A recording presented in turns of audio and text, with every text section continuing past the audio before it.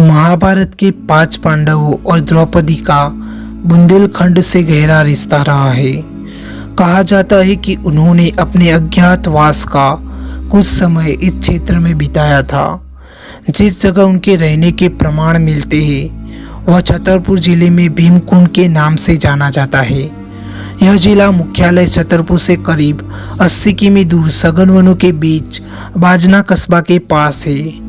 पर्यटन प्रेमियों के लिए यह एक रमणीक स्थान है, जबकि इतिहास और प्रकृति पर शोध करने वालों के लिए यह रहस्यमय स्थान है। चारों ओर से कई प्रकार की दुर्लभ वनस्पतियों और वृक्षों से आच्छादित भीमकुंड के बारे में कहा जाता है कि यह भीम की गदा के प्रहार से अस्तित्व में आया था। जनश्रुतियों के अनुसार अज्ञातवास के समय जंगल में विचरण के समय द्रौपदी को प्यास लगी तो उन्होंने भीम से पानी लाने को कहा। भीम ने वहां एक स्थान पर अपनी गदा से पूरी ताकत से प्रहार किया तो वहां पाताली कुंड निर्मित हुआ और अथाह जल राशि नजर आई, जिसके बाद से इसका नाम भीमकुंड हो गया। यहाँ चट्टानों के बीच निर्मित प्राकृतिक गुफाएं पांडवों के रहने का प्रमाण देती है।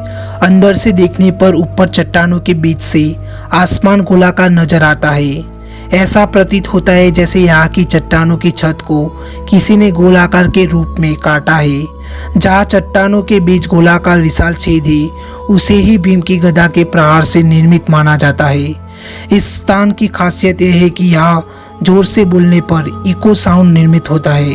कुंड के जल की खासियत यह है कि यह अत्यंत निर्मल और नीले रंग का व पारदर्शी है, जिसकी वजह से कुंड की काफी गहराई तक अंदर तक की चीजें नजर आती है।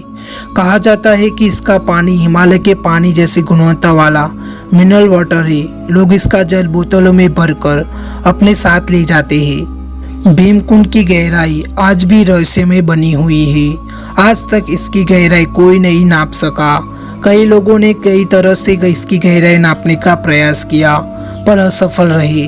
माना जाता है कि जहाँ कुंड है वह जमीन के अंदर से प्रवाहित प्रबल जलधारा के कारण बना है, पर इस बारे में आज तक कोई भूजल वैज्ञानिक यह पता नहीं कर सका कि आखिर यह जलधारा किस जल स्रोत से जुड़ी है। अपने आप में अद्भुत या रहस्यमय कुंड कई कारणों से लोगों की जिज्ञासा और शोध का केंद्र रहा है। सुनामी आपदा के समय इस कुंड में करीब 80 फीट तक ऊंची लहरें उठी थी, जिसके बाद से यह देश विदेश की मीडिया की सुर्खियां बन गया था।